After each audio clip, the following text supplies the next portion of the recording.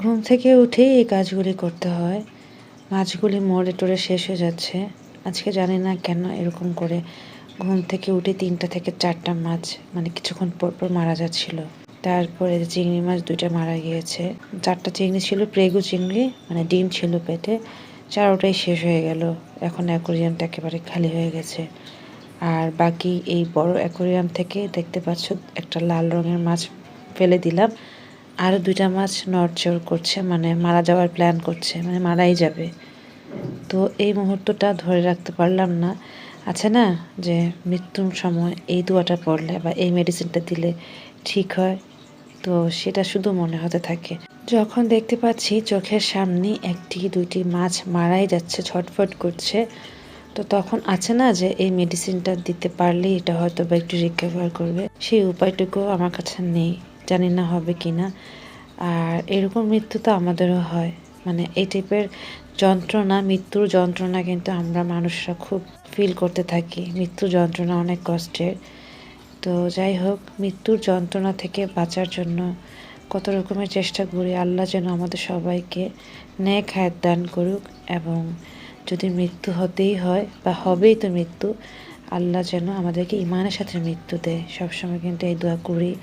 তোমরা সবাই আমাদের জন্য দোয়া করো। আমরাও কিন্তু সব সময় সব মুসলমান মানুষদের জন্য অনেক অনেক দোয়া করি। যাই হোক, দোয়ার বরকতে যা হওয়ার হবে, আর যা না হওয়ার না হবে।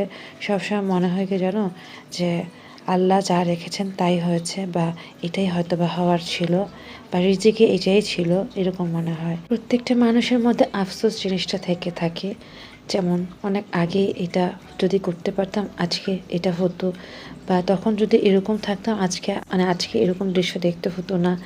হায় রে, জীবনে কি করলাম, জীবনে কিছুই করতে পারলাম না, এরকম আফসোস কিন্তু আমিও করি, যেমন সবাই করে আমার মধ্যে হাতে গোনা 2-1 জন বাদে। আমরা কিন্তু চাইলে এই আফসোস জিনিসটা চিন্তা না করে সামনে কিভাবে কি করলে ভালো থাকতে পারবো, কি করলে আবার নতুন করে সব কিছু হবে, এসব চিন্তা করতে পারি। কিন্তু ওইসব চিন্তা করার ধৈর্য বা মন মানসিকতা আমাদের মধ্যে নেই বা থাকে না। যাই হোক, আমার মনে হলো এগুলো একটু শেয়ার করলাম। আবার আদনানকে এখন খাবার নিচ্ছিলাম, ওর বেগুন ভাজা পছন্দ, 2টা ডিম ভেজে ওকে খাওয়াইছি।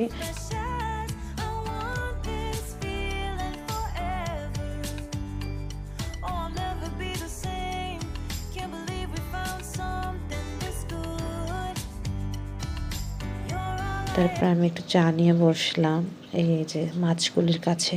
জীবনটাই তো গতির মধ্যেই, আমাদের পৃথিবীটা কতটুকুই বা বড়, তো গতির মধ্যেই থাকতে হয়। প্রত্যেকটা মানুষের গতিতেই থাকে। আর আমার গতি বা আমার গন্তব্য তো এর মধ্যেই থাকবে, গাছপালা আর মাছ। যদিও গাছপালা মাছ তো আর বেশি দিন হয়নি, কয়েক মাস ধরেই।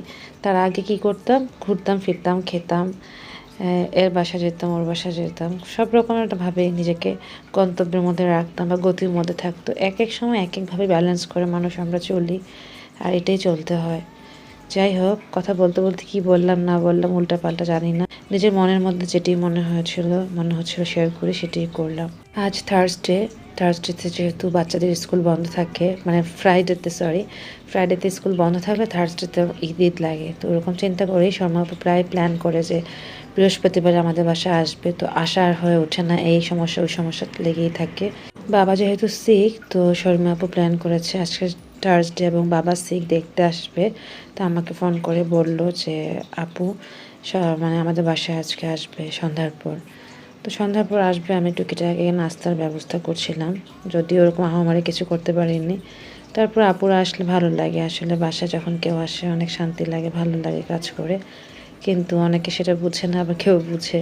আল্লাহ রব্বুল আলামিন যেহেতু বলছেন যে মানে মেহমান আসা মানে হচ্ছে গিয়ে রহমত তৈরি হওয়া, তো আমার না রহমত পেতে খুব ভালো লাগে, যেখানে আল্লাহ রহমত করে আমাদেরকে। আর রহমত বলতে যখন আমরা বলি আল্লাহ রব্বুল আলামিনকে যে রহমানুর রহিম, যখন যেটা দেওয়া না তখন আমাদের এই বাক্যের জন্য আল্লাহ আমাদেরকে সব দিয়ে দিয়ে যায়।